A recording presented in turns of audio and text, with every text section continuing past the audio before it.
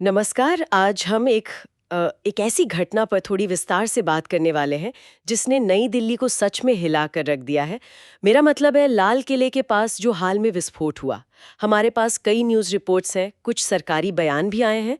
तो कोशिश यही रहेगी कि हम समझें कि असल में हुआ क्या था, और ये भी कि कौन से सवाल अब भी हैं जिनके जवाब नहीं मिले हैं, और इस पूरी घटना के मायने क्या हो सकते हैं। मतलब एक तरह से इसकी तह तक जाने की कोशिश करेंगे। हम्म। तो चलिए शुरू करते हैं एकदम बेसिक से कि क्या हुआ, कब हुआ, कहाँ हुआ।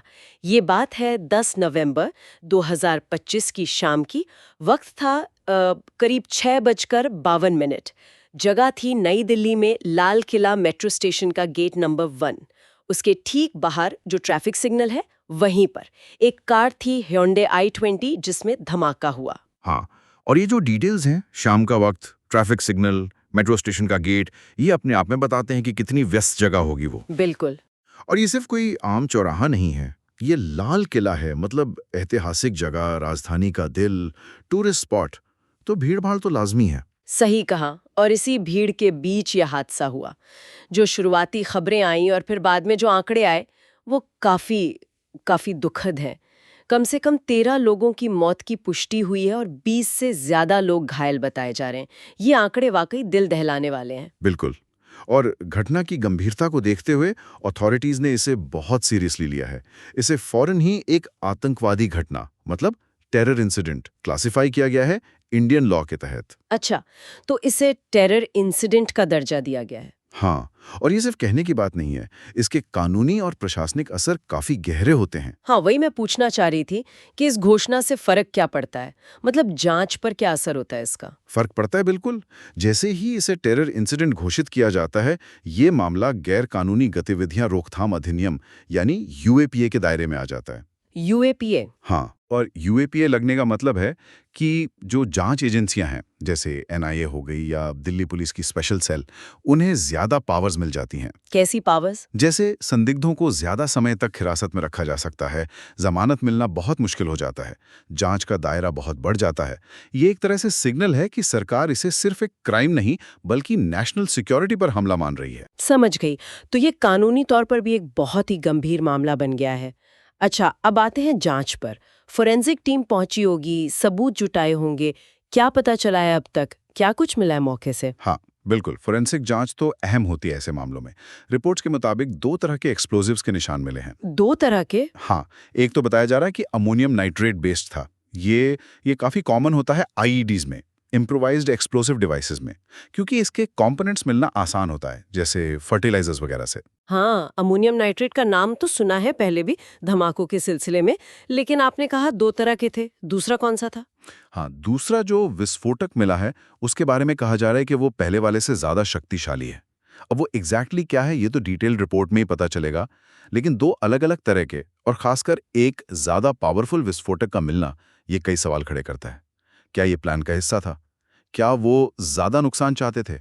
या ये उनकी कैपेबिलिटी दिखाता है? ये सोचने वाली बात है। और एक और चीज जो सामने आई है वो भी थोड़ी अलग है। रिपोर्ट्स कह रही हैं कि जिस कार में धमाका हुआ वो ट्रैफिक सिग्नल पर धीरे चल रही थी या शायद रुकी हुई थी। मतलब ऐसा नहीं कि तेज रफ्तार से किसी टारगेट से टकराई हो। हाँ, ये पॉइंट बहुत महत्वपूर्ण है।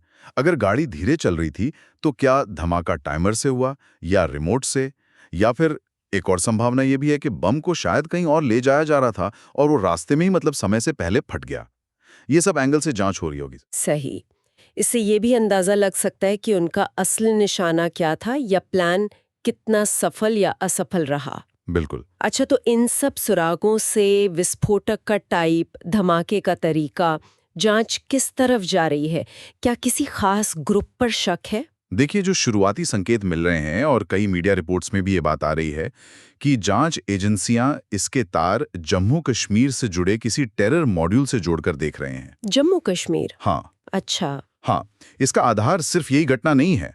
हाल के दिनों में जेएनके में कुछ जगहों से विस्फोटक बरामद हुए हैं, कुछ इंटेलिजेंस इनपुट्स भी मिले हैं। तो एजेंसियां इन कड़ियों को जोड़ने की कोशिश कर रही हैं। जम्मू कश्मीर का लिंक, ये तो मामले को और भी उलझा देता है। क्या कुछ पता चला है कि किस तरह का मॉड्यूल या कौन लोग हो सकते हैं? नहीं, अब ये कहना बहुत जल्दबाजी होगी।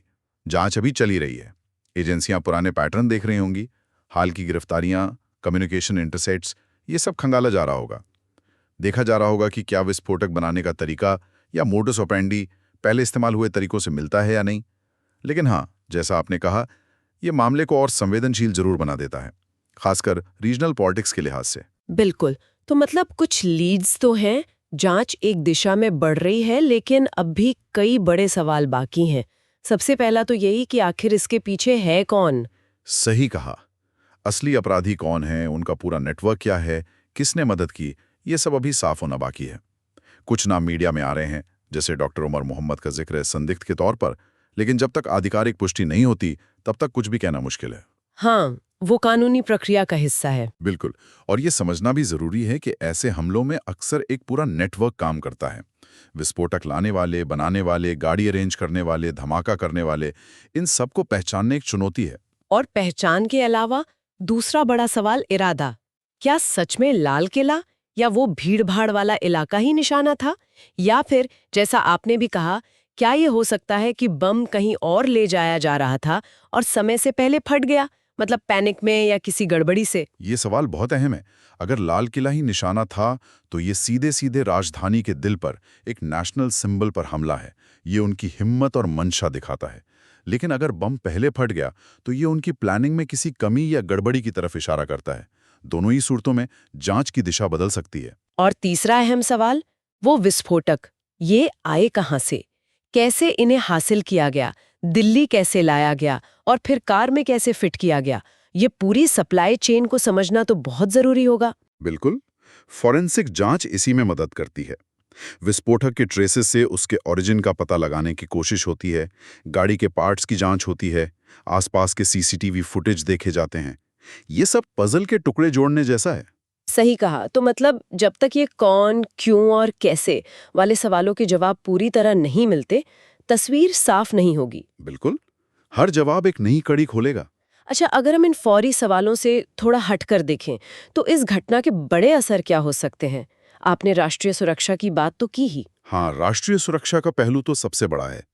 राजधानी के बीचों बीच इतने हाई प्रोफाइल इलाके में ऐसा हमला होना, यह सुरक्षा इंतजामों पर सवाल तो खड़े करता ही है। ये दिखाता है कि खतरा अभी भी बना हुआ है। इसका असर यकीनन आने वाले समय में सिक्योरिटी प्रोटोकॉल्स पर दिखेगा। हमें शायद पब्लिक प्लेसेस पर और ज्यादा सख्ती देखने को मिले। और वो जो जम्मू कश्मीर लिंक की बात हो रही है, उससे क्षेत्रीय तनाव का क्या? हाँ, ये एक बहुत ही नाजुक पहलू है। अगर जांच में जेएनके लिंक पक्का साबित हो जाता है तो इसका सीधा असर भारत-पाकिस्तान के रिश्तों पर पड़ने का खतरा रहता है। अंतर्राष्ट्रीय मीडिया भी इसे करीब से देख रहा है। ऐसे मामलों में अक्सर बयानबाजी तेज हो जाती है, बॉर्डर पर टेंशन बढ़ सकती है। ये रीजन में जो एक नाजुक सी शांति है, उसके लिए ठीक नहीं है। सरकार की तरफ से क्या प्रतिक्रिया आई है इस पर? सरकार ने इसकी कड़ी निंदा की है। इसे घृणित आतंकवादी कृत्य कहा गया है। ये भाषा बताती है कि सरकार इसे कितनी गंभीरता से ले रही है, और ये संकेत भी है कि दोषियों के खिलाफ कड़ी कार्रवाई होगी। जाहिर है, सरकार पर भी दबाव है कि वो ना सिर्फ दोषियों को पकड़े, बल्कि आगे ऐसा ना हो, इसके लिए पुख्ता कदम उठाए। ये तो हुई बड़ी तस्वीर, लेकिन आम लोगों के लिए जो दिल्ली में रहते हैं या वहां जाने की सोच रहे हैं, उनके लिए क्या कोई खास जानकारी या सलाह है? इस घटना के बाद क्या कुछ बदला है? हाँ, कुछ प्रैक्टिकल चीजें हैं जिनका ध्यान रखना जरूरी है, कम से कम आने वाले कुछ दिनों या हफ्तों तक। पहली बात तो ये कि लाल किले के बिल्कुल पास का जो इलाका है जहां ये धमाका हुआ, उसे अभी अवॉइड करना ही बेहतर है। जांच चल रही होगी, सिक्योरिटी होगी, तो वहां मूवमेंट पर पाबंदी हो सकती है। और शहर में बाकी जगहों पर ट्रैवल करने के बारे में, मेट्रो, बसें वगैरह? हाँ, रिपोर्ट्स यही हैं कि सुरक्षा बढ़ा दी गई है। तो अगर कोई मेट्रो से, रेलवे स्टेशन से, बस अड्डे या एयरपोर्ट से सफ़र कर रहा है, तो थोड़ी एक्स्ट्रा चेकिंग के लिए तैयार हैं। तो बेहतर है कि थोड़ा ज़्यादा टाइम लेकर निकलें। भीड़ वाली जगहों पर तो वैसे भी अलर्ट रहना चाहिए, पर ऐसे वक्त में थोड़ी ज़्यादा सावधानी बरतनी चाहिए। और इन्फॉर्मेशन कहाँ से लें? क्योंकि आजकल अफवाहें बहुत जल्दी फैलती हैं। ये बहुत ज़रूरी पॉइंट है। हमेशा ऑफिशियल सोर्सेज पर ही भरोसा करें। दिल्ली पुलिस की अनाउंसमेंट्स या ट्रांसपोर्ट डिपार्टमेंट की जानकारी। सोशल मीडिया या व्हाट्सएप पर आने वाली हर चीज़ पर यकीन ना करें। गलत जानकारी या अफवाहें पैनिक भी फैला सकती हैं और जांच में दिक्कत भी पैदा कर सकती हैं। तो ये हम सब की जिम्मेदारी है कि बिना जांचे परखे कुछ भी फॉरवर्ड ना करें। और अगर किसी के जानने वाले दिल्ली जा रहे हों, तो उन्हें क्या कहना चाहिए? उन्हें यही सलाह दें कि अलर्ट रहें, अपने आसपास ध्यान रखें, ऑफिशियल न्यूज़ फॉलो करते रहें और अपना ट्रैवल प्लान किसी भरोसे के आदमी के साथ शेयर करके रखें। घबराने की जरूरत नहीं है, बस सावधानी जरूरी है। ठीक है, तो हमने इस घटना के कई पहलुओं को देखा। अगर हम सारी बातों को एक साथ रखें तो मुख्य चीजें क्या निकल कर आ रही हैं? बिल्कुल सही कहा आपने। ये घटना सिर्फ एक हादसा नहीं, इसके कई आयाम हैं। सुरक्षा, राजनीति, जांच की अपनी चुनौतियां और आम लोगों पर इसका असर। हाँ, और ये याद रखना जरूरी है कि जांच अभी जारी है। हो सकता है आने वाले दिनों में नई जानकारी सामने आए, कुछ नई कड़ियां जुड़ें या शायद शुरुआती अंदाजे बदल भी जाएं। इसके रीजनल और इंटरनेशनल प्रभाव भी धीरे धीरे और साफ होंगे।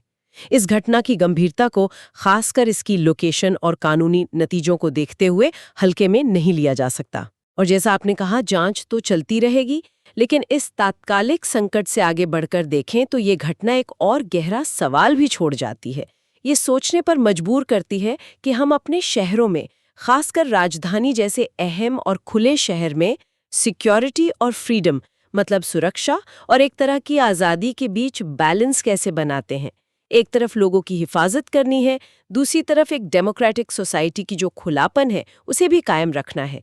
ये एक बहुत मुश्किल चुनौती है और अधिकारी लॉन्ग टर्म में इसे कैसे संभालते हैं ये देखना अहम होगा। इस गंभीर और ज़रूरी मुद्दे पर हुई बातचीत में हमारे साथ रहने के लिए धन्यवाद। उम्मीद है इस चर्चा से आपको इस घटना को समझने में थोड़ी और मदद मिली होगी।